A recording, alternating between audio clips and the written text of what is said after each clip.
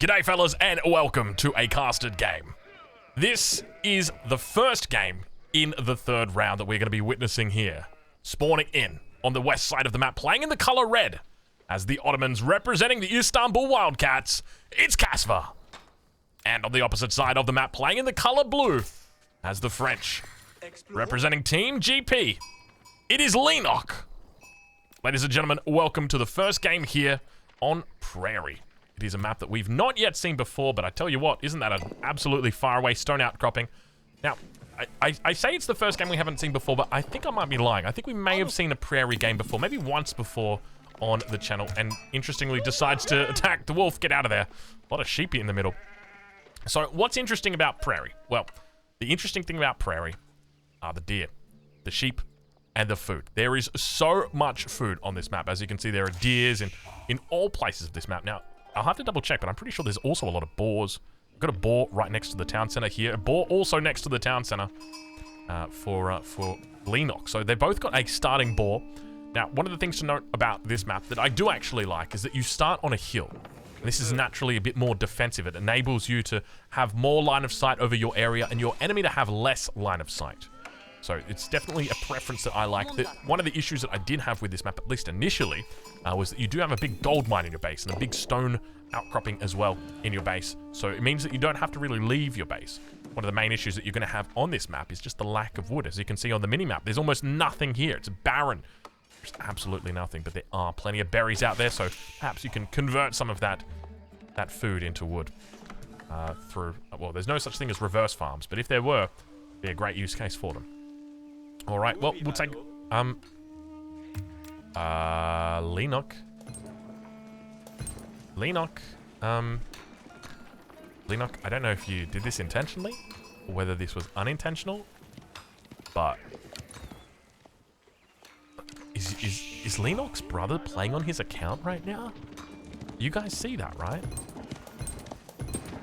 Look at that. That's half a tile. That's a tile of walking distance. All right, Leenock. We'll have to talk about that later. Looks like it's been a double scout opening for Leenock here. On the other side of the map, Kasva's also opted for a double scout opening. We can see him with all the sheep behind the first scout. Second scout also got 8 sheep, so a total of 17 sheep out here. Still got a couple of sheep back here underneath the town center. And look at this. Leenock also going to be running with 11 sheep behind him. Second scout, unfortunately none. So there are plenty of sheep to be had on this map. Now, keep in mind, with the sheep change, this isn't a buff to the Rus. If anything, this is bad for the Rus. Well, I mean, it's not terrible because they actually get buffs to their food collecting or food gather rate. So it's not a terrible thing. But, yeah, it is, it's something that's not as good as it used to be for the Rus. All right, well, we do see the first of the age ups coming through. It's going to be the School of Cavalry. Now, my theory is that this matchup, Beastie. My theory is that this matchup should actually be pretty good for Ottomans. And the reason why is because you get to open with spears. We can already start to see the spear doing work out here. Now, he shouldn't fall back from that. It should only be 1 damage that he's taking there. Gotta be careful of that town center. So why is this a good matchup for Ottomans? Well, it's a good matchup for the Ottomans because you can open with a military school and you're naturally going to be producing spearmen in the Dark Age for free. And with these spearmen, you're slowly going to be increasing your military presence on the field before your enemy even has their School of Cavalry up. So by the time they want to even think about going for a knight, you've already got the answer to their question. So I think it's a pretty nice little interaction there, and it definitely makes the French player want to be a bit more defensive, just knowing the fact that the enemy has spearmen already out on the map.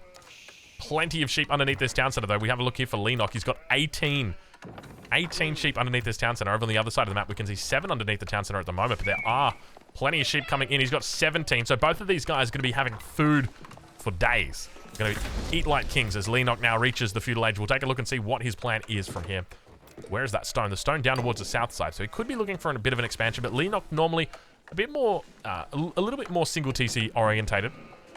Could potentially be looking for an archery range, especially knowing the fact that his enemy has got spears out already. One of the things I love to do playing as the Ottomans is, after you've aged up, immediately flip this military school over onto Spahi training, and then that way your enemy, once they start pushing out with those archers that inevitably they will make, you're going to be able to take them down. So always got to be careful when you're playing up against the Ottomans for that. Don't ever expect that they don't have cavalry, because there's a good chance that they do. That archery range is coming up now. Villager getting forced back. The mill out here on the berries. Now, keep in mind, the French do actually have cheaper gathering buildings. So even if you look to take this mill out, it's going to be easy, very easy to replace. Now, Kasva not harassing the gold mine, not even harassing the mill, just going to be chilling back for the moment. I suspect probably looking to defend his position a bit better. That's exactly what he's going to be doing. We can see that Leenock is actually scouting out on both sides of his enemy base. He does see the twin minaret madrasa. We're right on board now with Kasva as he begins gathering up the stone. He's got 5 villages out here, so expect to see a second town center. Expect to see a second military school. Let's watch to see how he drops it. And there's going to be a second military school right next to the town center. This is exactly the way that you do it, and something that I will be very critical of people who don't do it. These buildings are expensive. Don't treat this like your barracks. Don't treat this like your archery range. It is not. It is so expensive. 150 wood, 100 stone. That's 250 resources, and stone is one of those precious resources that you're never going to get back. So you got to make sure that with this, you always really want to keep these nice and close to the town center. Over on the other side of the map, though, we do see stone being taken by Leenock. It's going to be that second town center that he's going to be adding in here. There's no chance of arrow slits. The only other real option for him in the second age when it comes to spending that stone. Scout out on the map, and everything just a little bit passive at this stage of the game. And if anything, that's definitely something.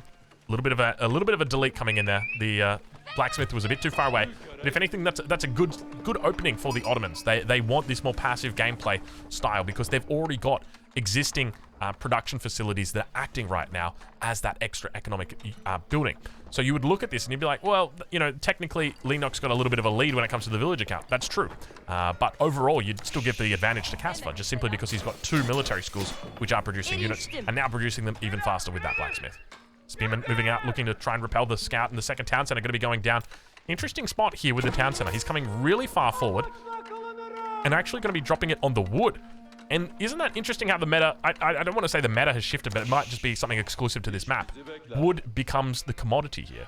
And that's not something that you always see. If anything, you always see wood as just like the guaranteed resource. You can be 90 minutes through a game and there's still wood that you can gather. And now we actually see Kasva going to be dropping down his town center in between 3 wood lots as well. Does also have the deer out here as well, but is going to get scattered out. Let's see exactly where Leenock goes. He knows exactly where this town center is coming down, so he's got to be careful not to get this one. Oh, he's going to do it. Oh, he's doing it. Oh, it's so cheeky. He just decides, I'm going to just drop the TC here then. So doing the same thing, both players actually dropping town centers on their wood lines. Very, very interesting. I think this might be the first time that we're actually seeing this. The new, I guess this is the new priority on this map. Spahi now going to be coming out though, forcing. Look at this, Leenock being very, very cheeky here, forcing the deer into worse positions, so they're a bit harder to collect. Does manage to take them out. Spearman looking for a bit of a charge, not going to be able to find it. Second town center coming up for both of these guys now. Village account. We're going to start accelerating quickly for Kasva. Keep in mind, or rather for Leenock, keep in mind that Leenock playing as the French, he's going to have faster generating, or faster training, faster producing villagers than his Ottoman opponent. So he will outscale him. It's not going to be a huge amount though. It's only, it will start to stack up once you've got, you know, that 3 town center. That's when it really starts to become noticeable. But even 2 town centers, it's not going to be huge. Even at the moment, we can see a 10% lead, but that's only largely contributed to the second town center being added in significantly before the enemies picked up his. So 3 villager difference at the moment, and now the walls begin coming across the map. And I guess this is the part that I get a little bit scared about when you see these walls coming in like this. And now Leenock, he's not looking the best. Kasva able to take out the first of the scouts out here. You can see that there's still no workers that have been killed at this point, and I'm not sure what Leenock is planning to do with this, but it is not a good thing. Leenock now coming out with 2 spears and 6 archers, looking to throw away a bunch of units here on the front line. I guess realistically, he's got the spears to deal with the Spahi, but the archers going to be able to deal with the spearmen. But there's not enough spears. Now he's going to look to reinforce. Still no knights from him, no horsemen at all. And now the spearman manages to come out. He's still going to be able to... It's actually not a terrible trade for Leenock as long as he's focusing down the spears. I think this can work out okay. And he is getting some pretty good trades in here on the Spahi as well with his spearman. So I don't think it went terribly for him, at least as bad as it could have gone. And I think that's the consequence of not mixing in archers there by Kasva. But it's not something that you'd expect to see, especially this early into the game, the 10-minute mark. Now that we have reached the 10-minute mark, typically I would be moving this one away from our villager count over onto resource per minute, but it's already over here. So we're just going to be avoiding doing that. Scout down to the south side. And town center up. So at this point in the game, it doesn't look like a third town center going to be added in for Kasva, but it's definitely being thought about by Leenock, and that's definitely a good little window for him.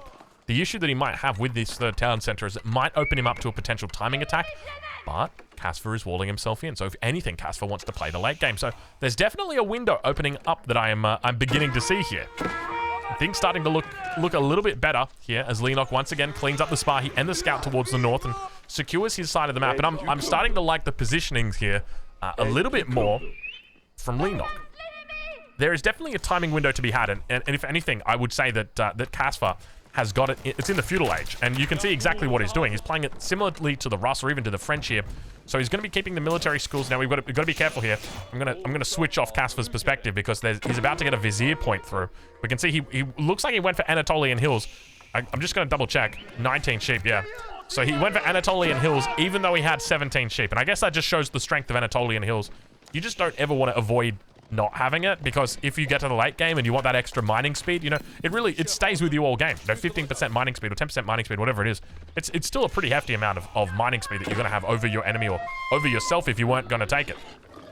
Ball going down now. It looks like it might be going down up against the town center. It's going to be careful getting it too close in there.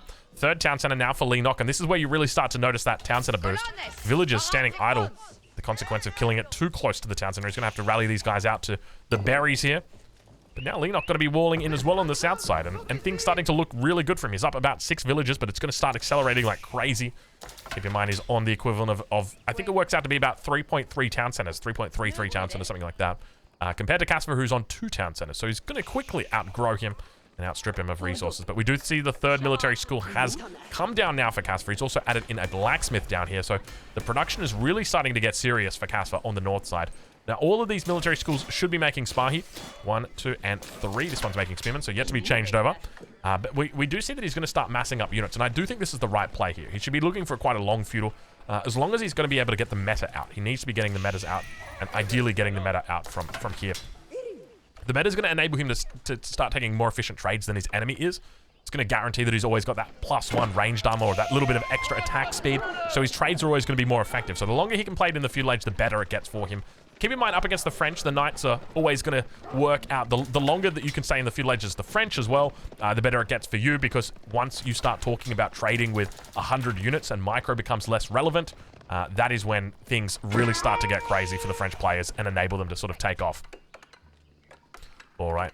Well, we have a look and see how Leenock is doing as the villager count starts to build up. We can see he's up to a lead of 12 villagers already and starting to wall in on this north side.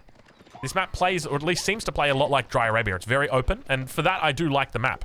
But we do now have the age up coming through. It's going to be the guild hall. Despite going 3 town centers, despite having 69 villages, which is a very nice amount of villagers, he still opts to go for the guild hall rather than something more focused around a timing attack in the castle age, which I would disagree with, but we'll watch to see how he plays it out.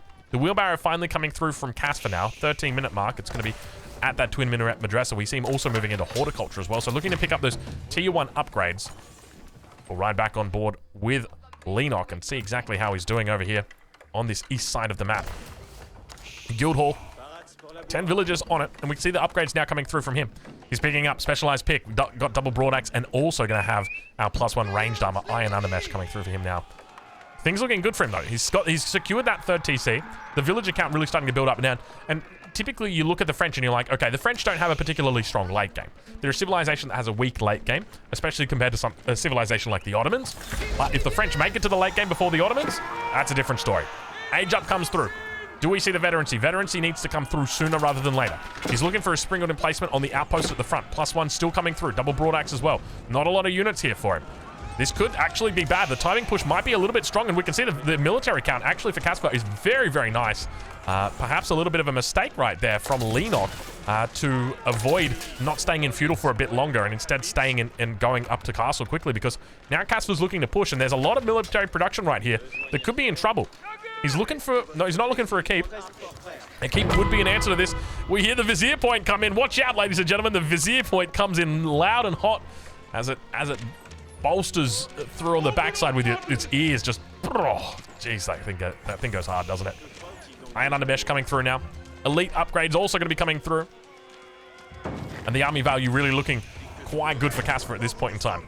Now, keep in mind, army value is probably the best way to actually compare how these militaries stack up against each other. You'd look at the 49 versus 25 and you'd say, oh, well, he's got double the amount of military. It's huge. Yeah, that might be the case, but also consider the fact that the knight costs significantly more than the spearman. If we look at the spearman, it costs 80 resources. Compare that over to the knight, which costs 240. It costs 3 times the amount.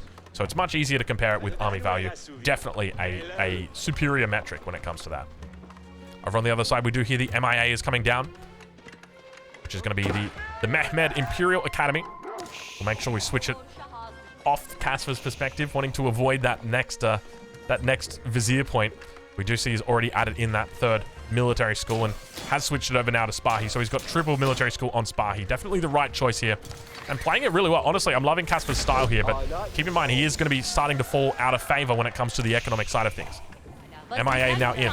Relic still out on the map. No one even moving towards any religious positions yet.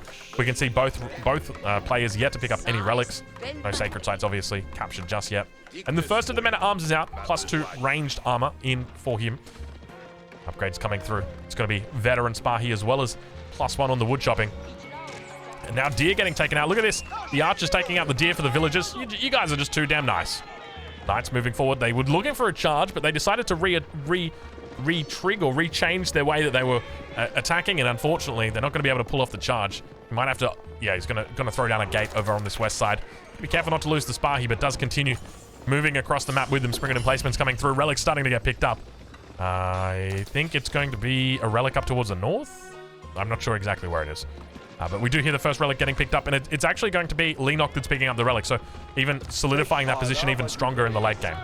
4th military school now going up. Spearman going to be coming out of this, and he's looking to work down the palisade gate. Got to be careful here, so needs to send out some of these bad boys, and that will actually trigger. So when he sees that will trigger him. It will trigger Kasva to be, oh, there's a monastery.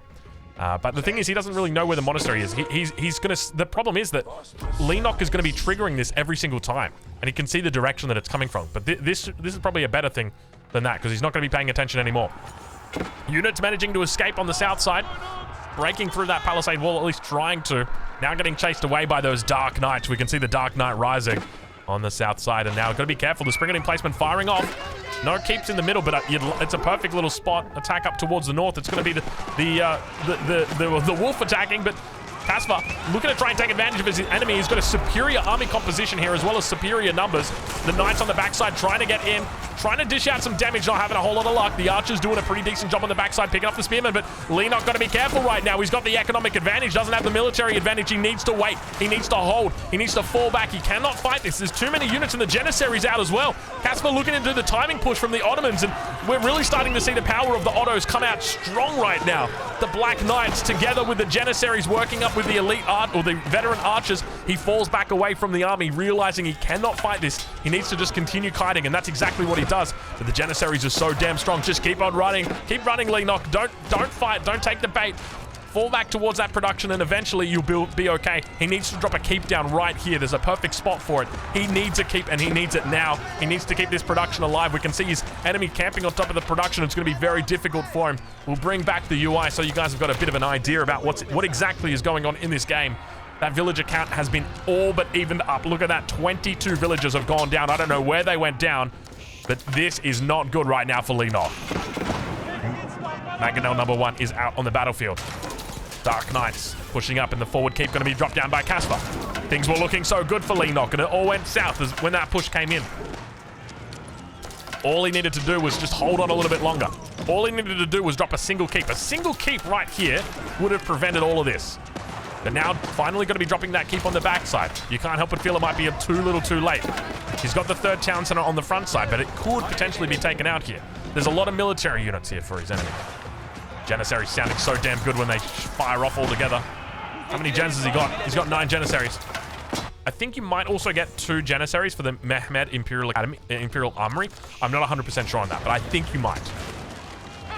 So producing units at the moment. We actually see he's producing Janissaries, producing 4 Janissaries. So that might be from the MIAs. No, it's not. He's producing Knights from the MIAs. So definitely the right choice by him. And now Leenock going to be losing this additional town center. His expansion. He's going to be in trouble here, that's for sure. Archers pushing up. Definitely a decent composition from him. Spearman doing a decent job as well. Knights trying to book around the edge of the map. Not going to be able to find it. Looking for that mangonel. They want that mangonel. And now our music's really going ham. The Ottoman music is just blasting off to space right now. Elon Musk sending it up there in a SpaceX rocket. The thing is going crazy. And now more knights moving towards the north. Don't you dare. Listen to it go. I could get some of that throat singing if you guys want. Maybe when we get the Mongols out later today. More villagers now going down. 30 villagers killed this game. Leenock right now could be 120 villagers. Oh, wouldn't it be beautiful? Wouldn't it be nice? But now looking to hold on to this position. The keep's going to buy him some time. But Leenock definitely not feeling the best. And Kasva just demonstrating his strength in this game. Why he's so good. Why I would consider him to be a favorite for the event that's coming up, the Red Bull Wallalol. I genuinely would. I think he is an absolute menace when it comes to these games. I'm looking forward to seeing what the guy's got. Keep's coming down. Or rather, house is coming down. Mangonel firing off the shop. Keep looking solid. Keep on the front line, or rather, sorry, Blacksmith on the front line, buffing up the siege workshop. So he's going to be able to get that siege out a little bit faster. Keep in mind, he's always got the MIA back here, pumping out siege. And it looks like he's going to be going into the trebuchet. Back on the other side off the map, we do see Leenock trying to draw attention towards his enemy's base. And now the spearmen actually having to do a walk around because the villagers have blocked in the entrance completely. Finally, the spearmen make it. Leenock not missing a beat. He's just looking to pick them off one by one. Not going to be able to find it. Now the Janissaries. Oh, the Janissaries. Oh, the Janissaries. Watch out, watch out, watch out. Oh, my lord. The Janissaries melting through the... Oh, my God. They're so beautiful. Dude, I love Janissaries. I've got a confession, guys. I'm a Janissary main. I play the Ottomans, and I go fast castle, and I just make Janissaries. And it's so much fun. Look at those dudes go. You would not want to be a cavalry up against this composition. Janissaries together with veteran spearmen. You would not want to be you would not want to be a knight. You wouldn't want to be a horseman. You wouldn't want to be anything. And now another raid going to be coming in from Kasva. Kasva just on another level at the moment.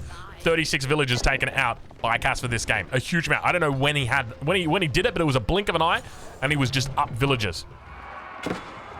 So why wouldn't you want to be a cavalry unit in this game? Well, first and foremost, there's 40 spearmen out for Kasva in this game, and there's 17 Janissaries. Janissaries counter cavalry at range. They do 16 damage and then an additional 16 damage to cavalry. So they do 32 damage in total to cavalry units, which is, when you think about it, probably enough when he's got 17 of them to one-shot knights. And then there's all of these spearmen. One of the win conditions for Leenock on the French is knights. So he just says, well, I'm just going to make all of these units to counter you. Up towards the north, continues the attack.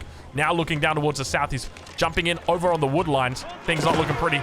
But the archer's going to be very effective against this combination, as well as the men-at-arms going to be looking to try and tank up the front, but the Janissaries on the back line should be pretty effective at slicing through that armor. They do 16 damage, and you can see just how much damage that is. Absolutely brute forcing down those men-at-arms, and now more archers coming in on the backside.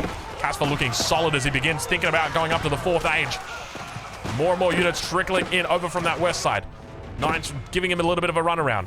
Reinforcements. No, he's gone to repair the hole in the wall.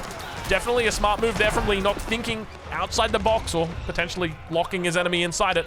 And now realizing that the entrance or the exit has been closed, he's going to have to head up towards the north, and that opens him up to a potential threat.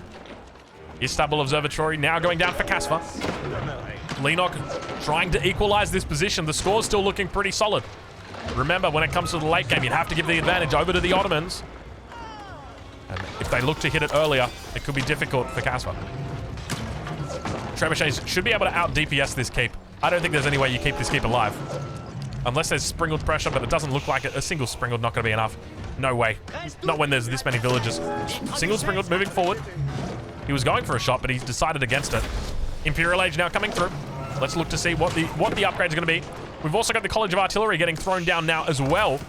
Leenock thinking about the Imperial Age, and one of them did go down. He's got siege crews in here. And Leenock not paying attention. Now finally moving forward. The keep is going to go down though, so he gets the keep for his trouble. Very close to staying alive though. On the south side, the villagers still just chilling out for the moment. They could potentially just chop through. Speaking of chop through, villagers now for Leenock looking to drop down a gate. Not going to be chopping through though, that's for sure. Military Academy now coming through for Leenock as well. And the question is, where do we go with regard to the upgrades? Is that Elite Jans? What is that? It is elite gens. The first elite upgrade that Kasva is going for. It's not elite spears. It's not elite knights. It's not elite archers. It's not elite... I was trying to rhyme it, but it doesn't rhyme. Anyway, it's elite janissaries. He went into elite gens. Look at this. Look at this. Mangonel! Mangonel! Oh my lord, from the top rope, the Mangonel's firing off. They fire so fast. Oh my god. No, no, no, no, no, no, no, no, no, no, no. They fire so damn fast because not only is the meta here, they've also, you can see the meta right there with the attack speed bonus. They've also got siege crews. You can put a villager in there and that counts as 1 out of 1? No way. I didn't know that you could put a villager inside to make it count 1 out of 1. Because then you can keep the villager inside and then when you need to repair it, you just pop the villager out and repair it. Wow. Wow. Okay, I didn't actually know that. Kasva in a really solid spot here. Janissary guns also going to be coming through here, increasing the damage by 3. Keep in mind that in addition to that, he's also got access to chemistry, which will further increase the damage that he does by 20%. And we'll take that from 20 to 23, and then from 23 probably goes up to about 30, something like that. Something like that. All right. Well, the trebuchets firing down on the military production.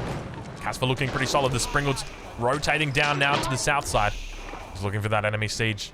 Trying to spot it out. The College of Artillery coming through. Expect to see Culverin being built shortly. Doesn't look like it for the moment, though. Do we see roller shutter triggers coming out? It's hard to know. It doesn't seem like it. I still feel like that's 10 range. So I don't think roller shutter triggers is through just yet, which would further increase the attack speed of the Springalds, by the way. So it starts getting really crazy. Elite Horsemen coming through. And now the battle begins to unfold in the base of Leenock as he looks to defend the Spearmen on the front line. The Archers on the backside. Mangonel's coming in from the top side. Beautiful shots coming off from the Springalds. Managing to take out the enemy Springalds. It looks like he's got roller shutter triggers for sure. Mangonel number 1 looking to get it shot off. Mangonel 2 going to be doing the same. Goes a little bit wide, unfortunately missing the first of the targets. He's looking to hold on a little bit longer. Elite Knights coming through now as well. He's beginning to try and hit that backside, but unfortunately runs into a whole bunch of Spearmen and Janissaries. And still trying to dodge out those Mangonel shots. Mangonel shot. Next one coming through. Give it to me, baby. Give it to me. Meta still in the mix as well. And the Mangonel continues pushing forward. Spahi coming through with the reinforcements through the break in the wall. Trebuchet's firing down upon this keep on the south side, but it's a bit irrelevant at the moment. He's just looking to try and win the battle, let alone the war. Knight numbers, still not the prettiest. Needs to get that improved, or that biology up. And good game going to get called. Kasva going to be taking out Leenock in this first game in the series. Leenock realizing he couldn't do it. He could not do it at all. Impressive game right there from Kasva. There were a couple of times I looked a bit worried for him, but we saw that villager count really get evened out. I don't know where he found these villagers. He just picked them up and did an absolutely beautiful job. And then towards the end of it, we saw Leenock losing absolutely everything, and he just knew it was over. Once that villager count really goes down, there's no coming back from it. Look at this fight as well. Leenock did a beautiful hold here. Kasva lost a lot of units. We'll take a look at the military count. Kasva killing 235 units and 179 there for Leenock. Fellas, if you're watching this on YouTube, I hope you've enjoyed this casted game. And game number 2 going to be coming up very shortly.